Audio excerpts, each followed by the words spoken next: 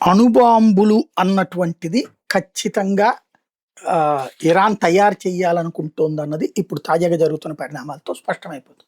చర్చలు విఫలం అవడానికి కారణం అణ్వస్త్ర వ్యవహారాలే, హార్ముజ్ జలసంధి కాదు. హార్ముజ్ జలసంధిని వదలడానికి ఇరాన్ సిద్ధంగా లేదు, వదులుకోవడానికి అమెరికా సిద్ధంగా లేదు. కాబట్టి ఆ గొడవ నడుస్తుంది. అణుబాంబులు మొన్నటిదాకా అయితే అణు నిరాయుధీకరణ ఒప్పందం మీద సంతకం చేసిన ఇరాన్ ఈ దఫా కుదరదని చెప్తుంది.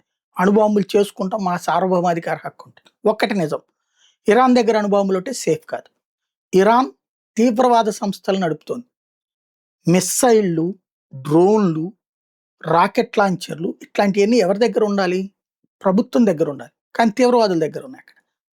ఆ తీవ్రవాదుల చేతిలో ఉన్నప్పుడు దానికి ఏం సెక్యూరిటీ ఉంది? ఇజ్రాయెల్ మీద దాడులు చేస్తుంది, అట్లాగే కదా, మిస్సైళ్లతోనే కదా.